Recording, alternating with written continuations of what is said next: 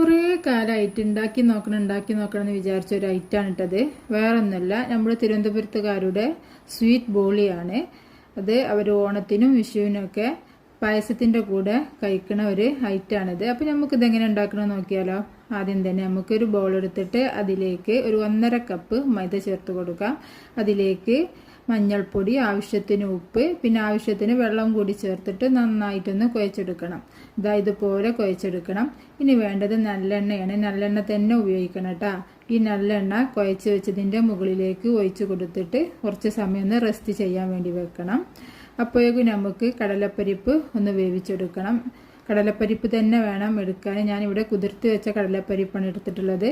അതിലേക്ക് മഞ്ഞൾപ്പൊടിയും ആവശ്യത്തിന് വെള്ളവും കൂടി ചേർത്തിട്ട് ഒരു 2 വിസിലടിക്കുന്നത് വരെ ഒന്ന് വേവിച്ചെടുക്കണം. ഞാനിപ്പോൾ ഇവിടെ വേവിച്ചെടുത്തിട്ടുണ്ട്. ഇനി നമുക്കൊരു 1/4 കപ്പ് പഞ്ചസാര, 4 ഏലക്കായി, ഒരു കഷ്ണം ജാതിക്കക്കുരു ഇവയും കൂടി ചേർത്തിട്ട് നന്നായിട്ടൊന്ന് പൊടിച്ചെടുക്കണം. ആ പൊടിച്ചെടുത്തതിലേക്ക് നമ്മൾ വേവിച്ച് വെച്ച പരിപ്പ് ചേർത്തിട്ടൊന്ന് ഇതുപോലെ അരച്ചെടുക്കണം. ഇനി ചൂടായ പാനിലേക്ക് ഇത് ഒഴിച്ച് കൊടുത്തിട്ട് ഒരു 5-10 മിനിറ്റ് സമയം ഒന്ന് വറ്റിച്ചെടുക്കണം. വറ്റിച്ച് വരുമ്പോൾ ഇതുപോലെ ആയി കിട്ടും. ഇനി നമുക്കിത് നല്ല രീതിയിൽ ഉരുട്ടിയെടുക്കാൻ പറ്റും. കുറച്ച് കയ്യിൽ നെയ്യൊക്കെ തടവിയിട്ട് ഒന്ന് ഉരുട്ടിയെടുത്താൽ മതി. ഞാനിപ്പോൾ ഇവിടെ എല്ലാം ഇതുപോലെ ബോൾസാക്കി എടുക്കുന്നുണ്ട്. പെട്ടെന്ന് തന്നെ ബോൾസാക്കി എടുക്കാൻ പറ്റും. അപ്പോൾ ഇവിടെ എല്ലാം ഞാൻ ബോൾസാക്കി എടുത്തിട്ടുണ്ട്. ഇനി നമ്മൾ കുഴച്ച് വെച്ച മാവിൽ നിന്നും കുറച്ച് പോർഷൻ എടുത്തിട്ട് ഇതുപോലെ പരത്തിയെടുക്കുന്നുണ്ട്. ആ പരത്തിയെടുത്തതിൻ്റെ നടുവിലേക്ക് ഓരോ ബോൾ വെച്ച് കൊടുത്തിട്ട് നന്നായിട്ട് അരിപ്പൊടിയിൽ പരത്തിയെടുക്കുകയാണ് ചെയ്യേണ്ടത്. ഇത് വീഡിയോയിൽ കാണുന്നത് പോലെ ചെയ്തെടുത്താൽ മതി. ഇത് എങ്ങനെ നിങ്ങൾക്ക് പറഞ്ഞു തരാൻ കഴിയൂല.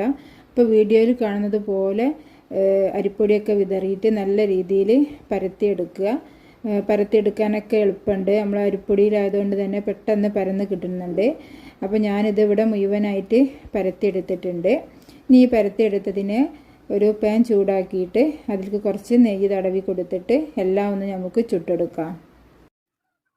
ഇതുപോലെ അങ്ങോട്ടും ഇങ്ങോട്ടൊക്കെ മറിച്ചിട്ടിട്ട് നമ്മൾ പത്തിരിയൊക്കെ സാധാരണ ചപ്പാത്തി പത്തിരിയൊക്കെ ചുടുന്ന പോലെ തന്നെ നെയ്യ് ഒന്ന് പുരട്ടി കൊടുക്കണമെന്നേ ഉള്ളൂ. എന്നിട്ട് ഇതൊന്ന് ചുട്ടെടുക്കുന്നുണ്ട്.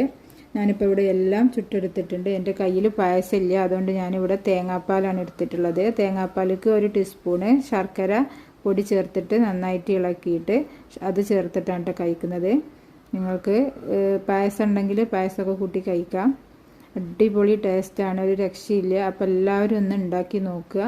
ഈ വീഡിയോ ഇഷ്ടപ്പെട്ടാൽ എല്ലാവരും ഒന്ന് ലൈക്ക് ചെയ്യുക, ഷെയർ ചെയ്യുക, സബ്സ്ക്രൈബ് ചെയ്യുക. ഒരു തവണയെങ്കിലും എല്ലാവരും ഒന്ന് ഉണ്ടാക്കി നോക്കിയിട്ടാ.